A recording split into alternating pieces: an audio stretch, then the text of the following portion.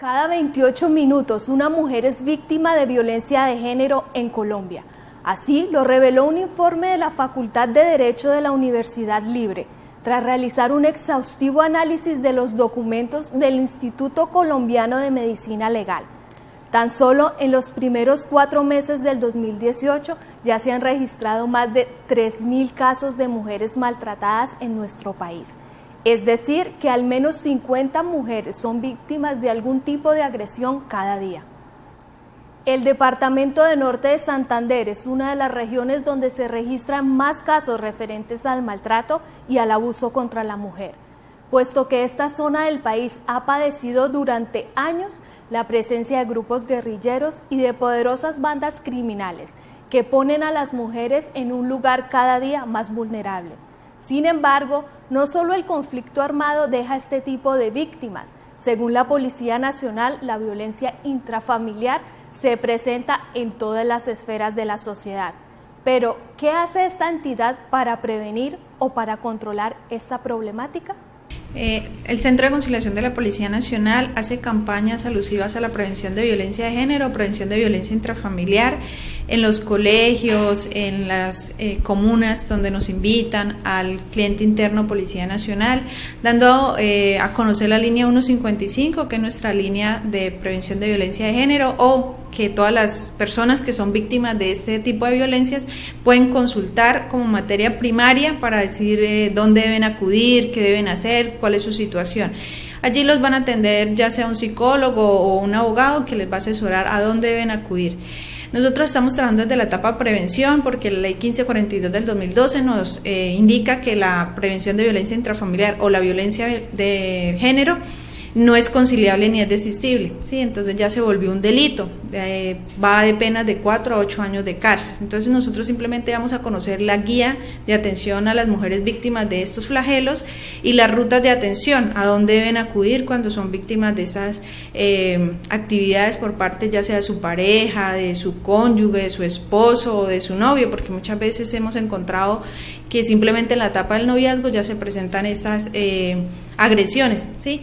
Este problema no se queda solo en un insulto o en una agresión física. La violencia intrafamiliar traspasa todo tipo de barreras. Es tan grave la situación que tan solo en Norte de Santander se han registrado en lo que va corrido del año 5 casos de feminicidio por problemas de índole familiar y sentimental. Una cifra bastante alarmante que tiene atentos no solo a los defensores de los derechos humanos, sino a la comunidad en general. Y no es para menos, porque según datos de Medicina Legal, la tasa de violencia contra la mujer en nuestro departamento es del 59,8% por cada 100.000 habitantes. Esta cifra está por encima de la media nacional, que es del 58,1%. Uno de los peores casos que sacudió la ciudad de Cúcuta se presentó el día 15 de marzo, donde después de una acalorada discusión con su pareja, la señora Gloria Álvarez Ramírez, de 38 años de edad, fue asesinada por su esposo. Lo más indignante es que al día de hoy, más de 2 meses después de su muerte, el caso aún sigue sin resolverse. Meses y medio desde que ocurrió el hecho, pero pues hace más o menos un mes y medio fue la audiencia para imputación de cargos, pero a lo que llegamos allá, oh sorpresa, que nos la aplazaron la audiencia. Ya van 2 meses y medio y hasta el momento a él no le han imputado cargos ni nada, todavía se encuentra en la URI, todavía no lo han pasado a la cárcel ni nada. Pues no, para nosotros como familia es un caso muy lento. Para nosotros es como si estuvieran dilatando el proceso, como muchas veces lo hacen, dilatar el proceso. ¿Para qué? Para que eso quede impune o para que después salgan con otras cosas. Porque lo que dijo el abogado de él fue que ellos no tenían pruebas. ¿Cuáles pruebas quieren ellos si él fue el que cometió el crimen? ¿Cuáles pruebas si él fue el que fue y dijo que él mismo la había matado y entregó el arma? Entonces, para nosotros ese caso está muy dilatado. La hermana de la víctima también pide justicia para que el asesinato de su hermana no quede, como muchos otros casos en nuestro país, impune. Que se haga justicia porque la justicia no quiere colaborar con ese feminicidio, porque eso fue un feminicidio y el dolor nos invade muchísimo, nuestros corazones están demasiado tristes porque ella dejó 2 hijos huérfanos y a nosotros, ella era la oración de nosotros, era el motor de la vida de nosotros y nos dejó muy tristes esa muerte de ella. Precisamente por estas lamentables cifras es que los organismos departamentales están tomando una serie de medidas para bajar los índices de violencia y para evitar que se presenten más casos de feminicidios. Una de las entidades más comprometidas es la Secretaría de la Mujer de Norte de Santander, quien se encuentra realizando una campaña de prevención denominada el violentómetro, un mecanismo que permite medir el comportamiento de los hombres con quien conviven y de esa manera poder detectar hasta qué grado están siendo maltratadas o hasta dónde pueden llegar a hacerlo. ¿Qué es el violentómetro? Es donde la mujer se busca y determina en qué posición está su esposo. Hay una etapa amarilla que es la alerta, hay una etapa naranja que es donde la mujer debe actuar y hay una etapa roja que es donde debe alejarse. ¿Por qué? Porque si la mujer permite llegar a esa etapa roja, puede llegar al feminicidio, que es lo que no queremos que siga sucediendo en nuestro departamento. Sin embargo, la violencia de género no solo se limita a las agresiones físicas. Según la subteniente Luz Marina Godoy, psicóloga del Centro de Conciliación de la Policía Metropolitana de Cúcuta, se encuentran varios tipos de violencia como la violencia intrafamiliar, la violencia psicológica que se presenta cuando se critica o se humilla a otra persona a través de los insultos, la indiferencia, las prohibiciones, las amenazas, las burlas y los celos desmedidos, hasta el punto de hacerla sentir inútil e insegura. La violencia económica, que es cuando no se responde económicamente por las necesidades de la familia o se prohíbe que la mujer trabaje. La violencia patrimonial, que es dañar, esconder o quitar los documentos personales, las herramientas de trabajo o los bienes materiales. Y por último, y quizás la más aberrante de todas, está la violencia sexual. Según cifras del Instituto Colombiano de Medicina Legal de Norte de Santander, tan solo en el mes de abril se han registrado más de 166 delitos sexuales contra mujeres y niñas en el departamento, siendo lo más preocupante que 126 de ellas, es decir, el 76% de las víctimas, son niñas menores de 14 años. Y es que lamentablemente los menores son los más perjudicados con las consecuencias que deja a su paso la violencia intrafamiliar, como es el caso de una adolescente de 15 años de edad que relató ante nuestra cámara los terribles abusos que sufrió cuando era tan solo una niña de 9 años. Por su seguridad la llamaremos Esperanza.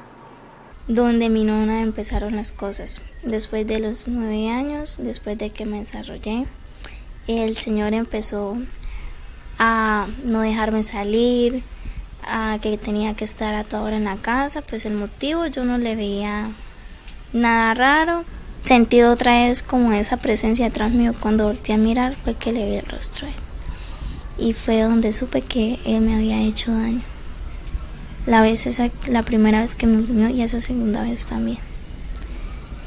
De ahí para acá se volvió obsesivo, muy obsesivo.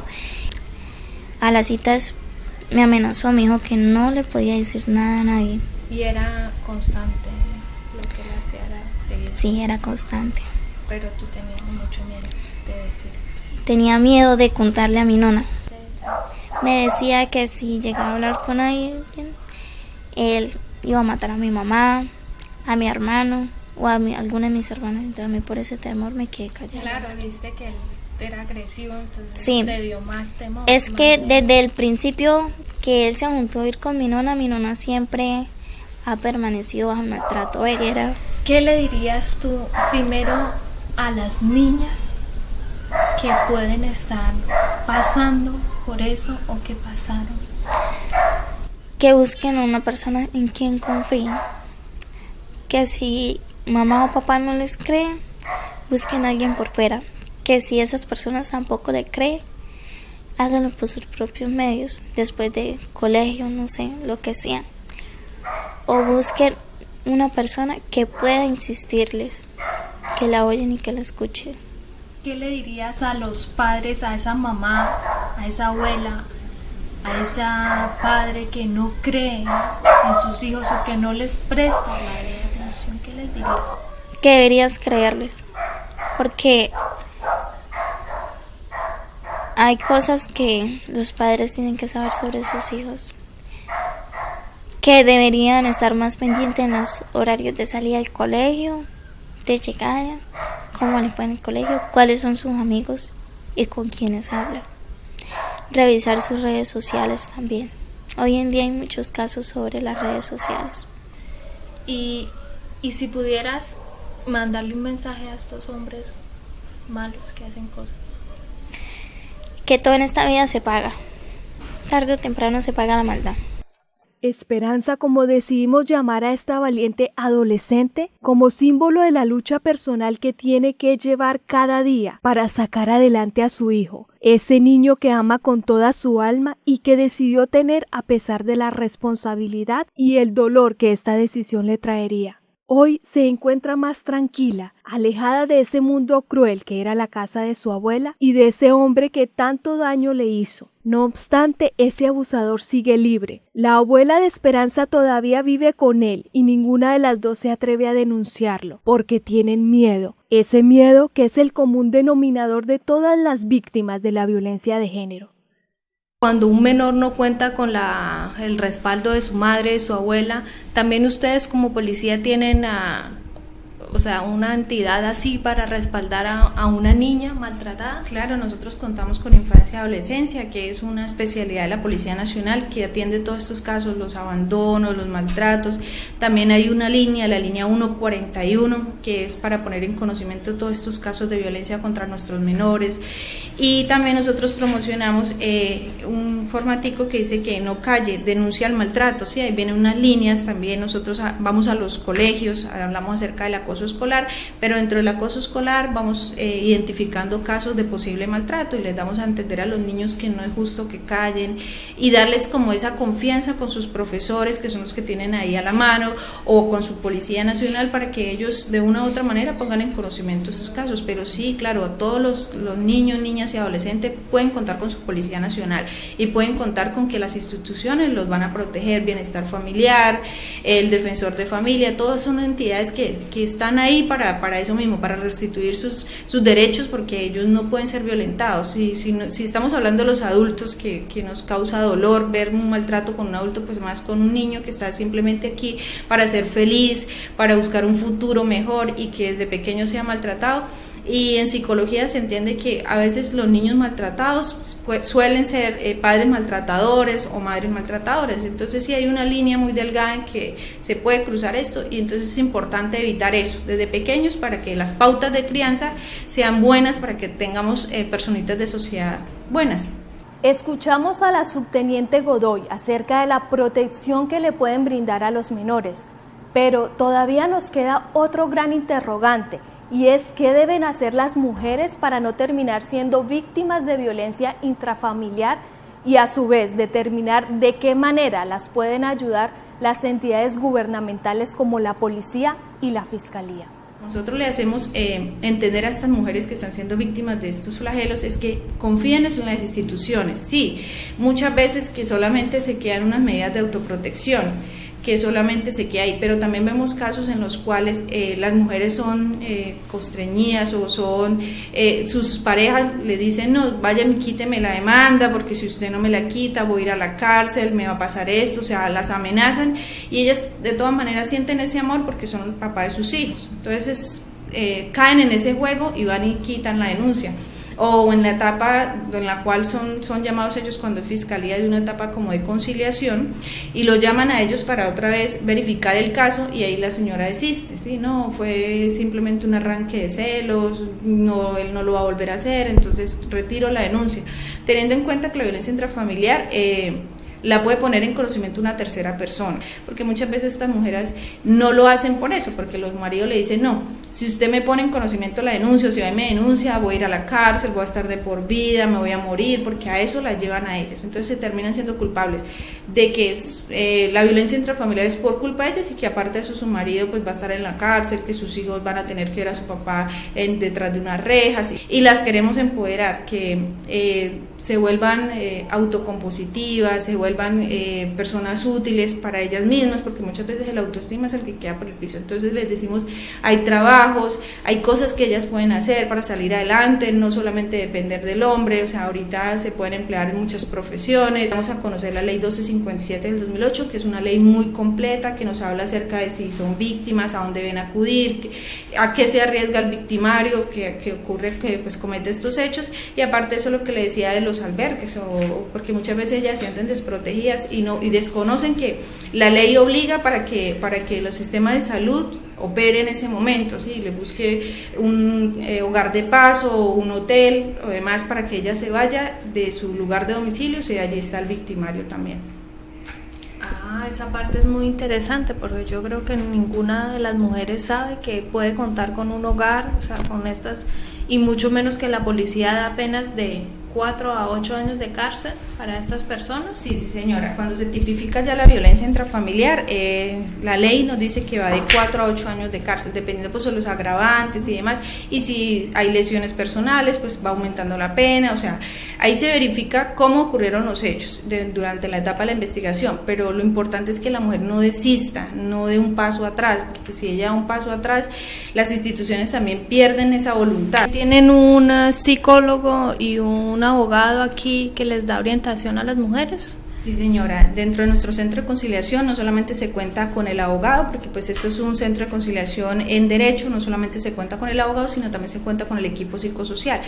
El psicólogo hace parte de las audiencias de conciliación donde se logra evidenciar que algo está sucediendo y toma cartas en el asunto, aparta la señora y le da a conocer la ley, le da a conocer las implicaciones legales si eso está ocurriendo y le indica las rutas de atención.